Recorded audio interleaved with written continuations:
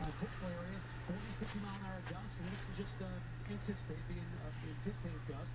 Here we are early Friday morning. There is where at least the in-house models are expecting the center of Ian to be. It could be really anywhere around here. Just know that that's what it looks like. In next hour for part 2 of Jim's interview with Governor DeSantis.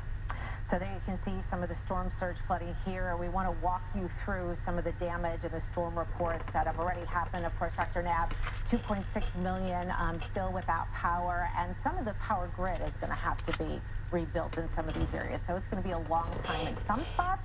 Other spots, hopefully, we'll start making progress later on tonight. Yeah, we got to urge folks who are affected by the power outages and tell folks who aren't, just remind everybody how much we have to be extra careful during power outages, especially lengthy ones, with the generators and with candles. Don't use candles. Operate those generators outdoors. Stay away from down power lines. And, you know, we've unfortunately had casualties in past aftermaths of hurricanes with those concerns. So please be careful during the power outage. Yes, it's stoplights out, treat them like four-way stops. Like Marco Island Police just tweeted out a little while ago how many intersections are without power and without stoplights. So stay off the roads if you can, and four-way stop if otherwise. So this shows you all of the storm reports, 220 just in the last 24 hours. Are falling in, this is, a few hundred miles is the extent of the St. Johns River. It goes all the way, the headwaters are all the way southeast of Orlando. So all that water eventually will drain and come out through here and head out to the Atlantic Ocean. So the fact that you remove that huge piece, right, you take out the fact that there could have been, a foot and a half of rain. That's just not the case now, especially now that the rain has really come to an end. But the winds are picking up. So, Jackie, that is at least something that is on the positive side here in Jacksonville, but we're not completely done just yet, and expecting conditions still to be gusty at times and a little bit stormy. But hopefully we'll see a big turn tomorrow here in Jacksonville. Absolutely, and then it'll be heading and closing in towards the Carolinas. I'm here virtually in Charleston, South Carolina, where you're under a hurricane warning, and we are going to be picking up, and you're probably feeling some of the gusty conditions already. Not strong enough yet, though, to do any kind of damage. Here's a look at all the alerts where the hurricane warnings are in effect. It really is south of Charleston, extending up to just north of Myrtle Beach to the North Carolina state line. We've got tropical storm warnings north of there and south of there, with even a hurricane watch from Savannah on southward. Here's a look at some of those gusty winds. Check it out, Savannah, over 40 miles per hour. Now we've got 30-mile-per-hour winds here in the Charleston area. And notice the winds coming in from the north. So that's all wrapping around our hurricane now that's out there in the Atlantic. And the winds will pick up in intensity as we head through the night tonight and into tomorrow. Hey, man, it's me. I was just going to call to give you an update on the weather. A deer jumped out right in front of me on our road. I mean, it was a narrow miss. It just flew out of nowhere.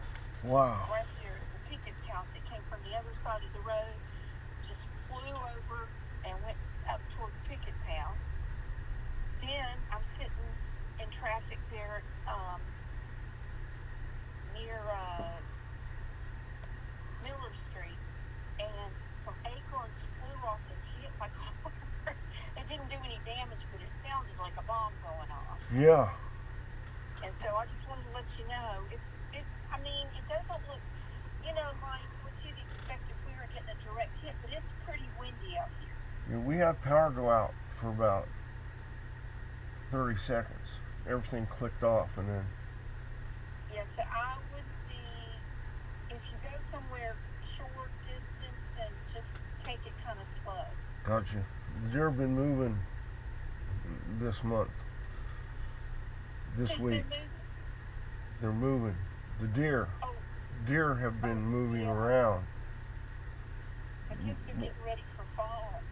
More than usual. So, I'll take your hint. I love you. Okay. I love you too. Same goes to you. You be careful. I will, I promise. Okay. Bye-bye. Bye.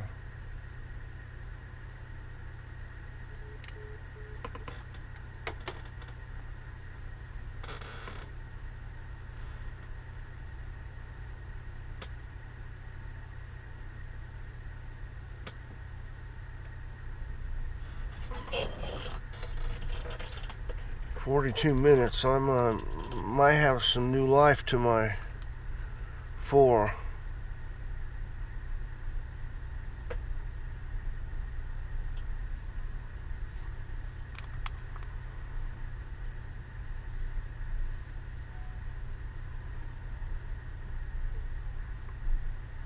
The difference may have been charging it into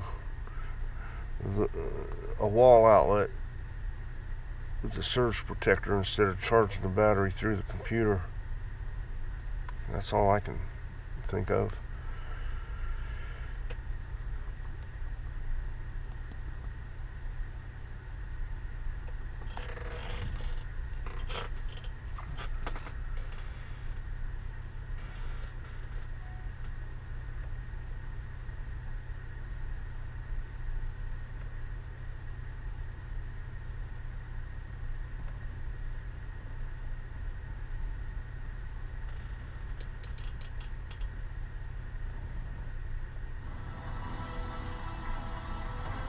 Heaviest of rain move off to the east, but the coastal areas have been clobbered by that onshore flow in St. Augustine. Also, Jacksonville Beach has had some very rough surf. And even as this weekend arrives and temperatures get back into the 80s and there's sunshine, the ocean likely still to be pretty dangerous here on the Atlantic side here on Florida's first coast. And while things are looking better than they could have been, what we were thinking just a couple days ago here for Jacksonville, I spoke with the mayor a little bit earlier, Jacksonville Mayor Lenny Curry, about how things have been.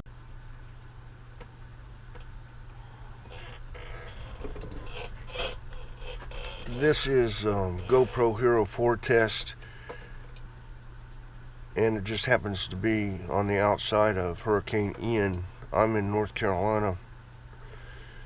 Ian just topped off in Jacksonville, and we're already getting outages and high wind in North Carolina from it. 12 hours from here.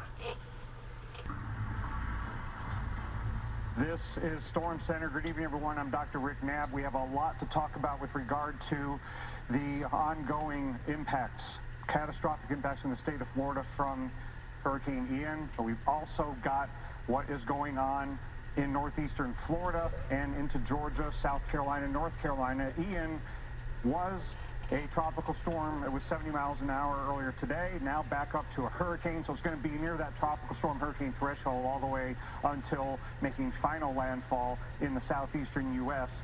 Now moving northeast at 10 miles an hour, a little bit offshore of Daytona Beach, Florida. And we've got tropical storm warnings that are in effect still in northeastern Florida, but we also have storm surge warnings that are still in effect in northeastern Florida. And if we could take inlet to Cape Fear.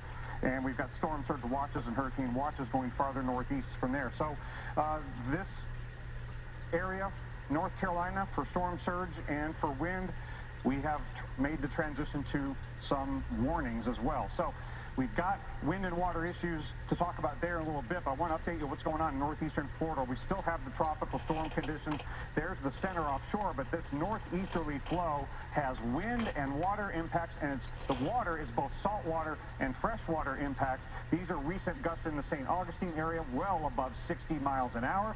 And we have, at the same time and in the same places, some significant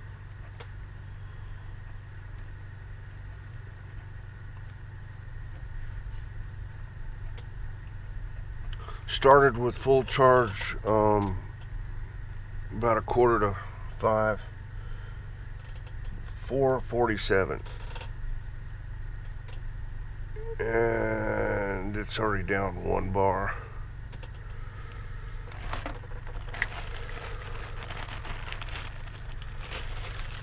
Okay, so that's that girl. She has any GoPro 4 stuff.